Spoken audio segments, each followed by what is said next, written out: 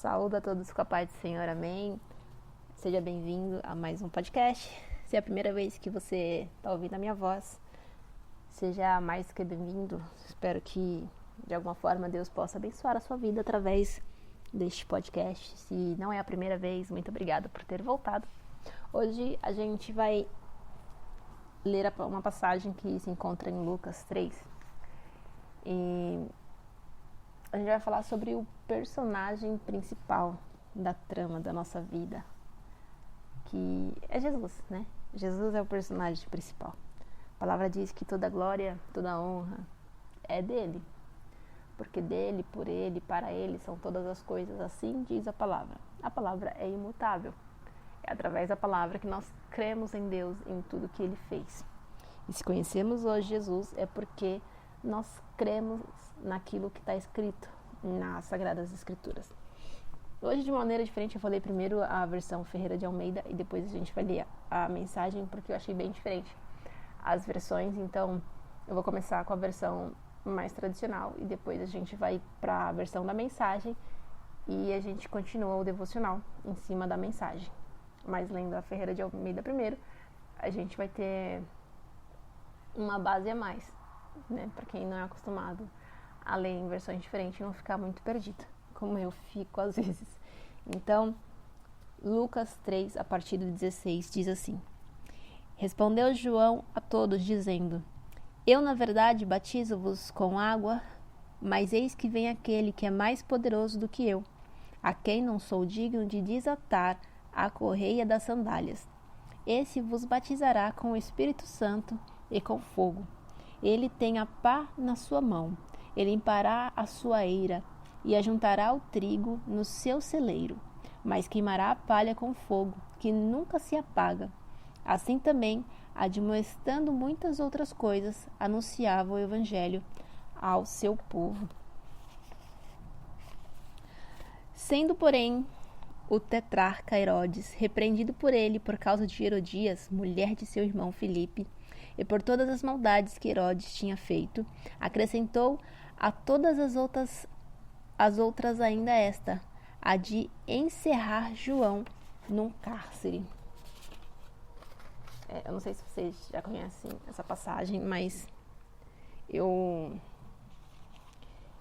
aconselho, né, a ler mais sobre João. João é um personagem incrível, mas João deixou muito claro quem era o personagem principal, né, dessa história da qual a gente faz parte. Na versão da mensagem diz assim: João não deu resposta a indagações deles. Eu batizo vocês aqui no rio. O protagonista dessa trama, perante a qual sou apenas um figurante, acenderá a vida do reino em vocês, um fogo interior, o Espírito Santo dentro de vocês, operando a mudança de dentro para fora. Ele vai limpar a casa, fará uma varredura completa na vida de vocês. Tudo que for autêntico será posto no lugar certo, na presença de Deus. O que for contrário à verdade será jogado fora com o lixo, para ser queimado. João ainda disse ao povo muitas outras coisas, muitas outras palavras de encorajamento. Era a mensagem. O rei Herodes, porém, não aceitava a censura de João ao seu adultério com Herodias, mulher de seu irmão Filipe. Assim aumentou sua longa lista de maldades.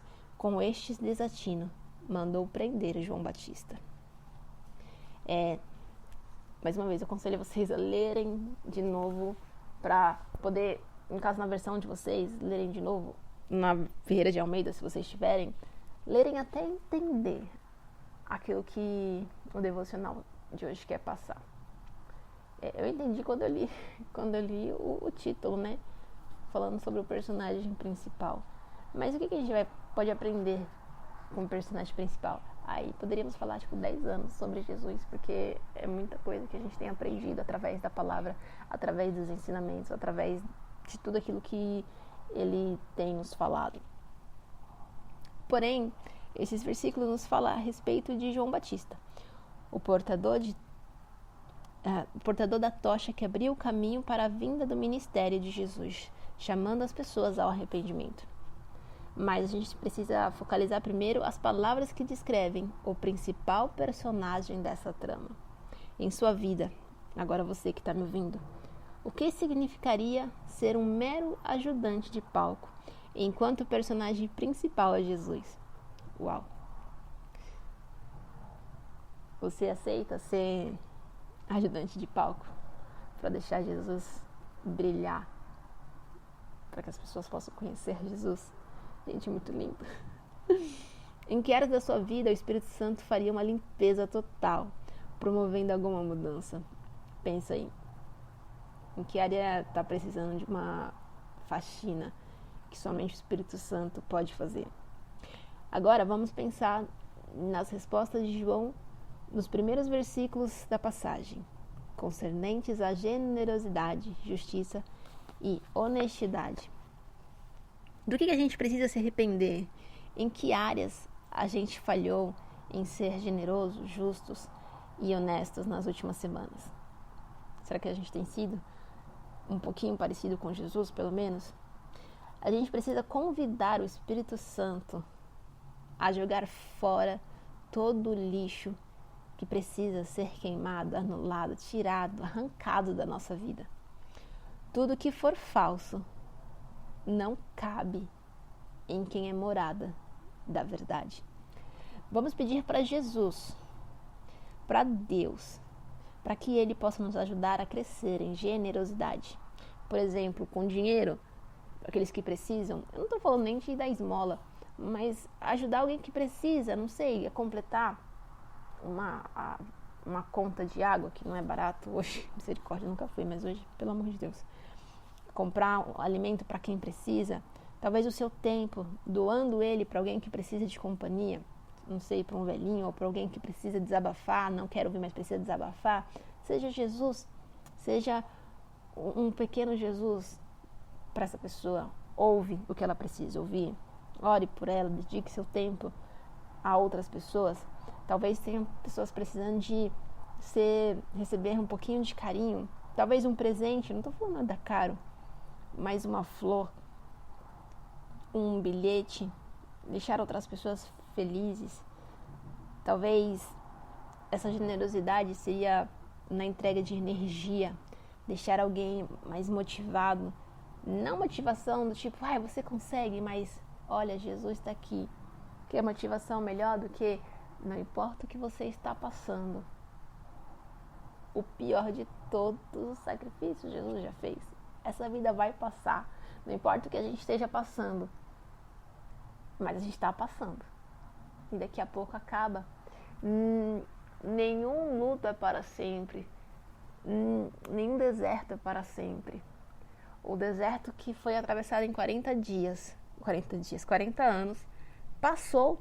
Juscelia, mas foram 40 anos, mas passou. Eu não sei quanto tempo.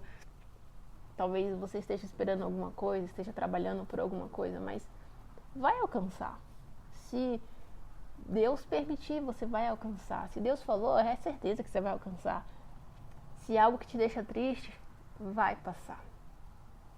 Vai. Porque a palavra diz assim que a alegria do Senhor é a nossa força. Alegre o Senhor. E Ele vai te dar força. Não é uma troca. Mas é utilizar a palavra, é orar a palavra. Precisamos pedir para que Deus nos ajude a crescer como um defensor da justiça.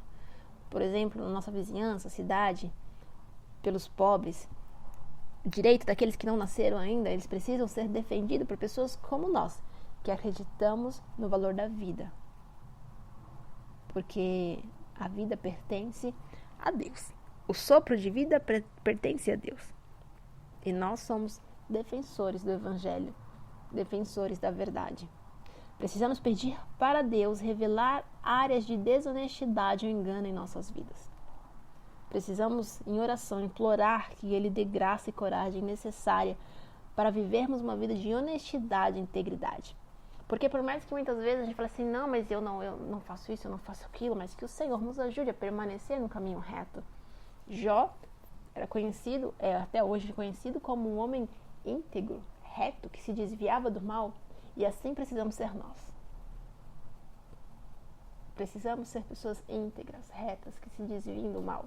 Pode ser que a gente caia, tropece, pode ser, mas a gente precisa lembrar que temos um advogado exercendo ao nosso favor a palavra. Mas haverá um tempo que esse advogado será o juiz. Mas enquanto esse tempo não chegar, precisamos fazer o possível para obedecermos aquelas orientações que ele tem nos deixado durante a nossa leitura, estudo, devocionais, orações. O Senhor tem falado. Então, se você cair, Ele te ajuda a levantar.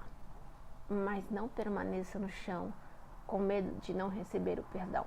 Em Provérbios diz assim que aquele que confessa e deixa alcança a misericórdia.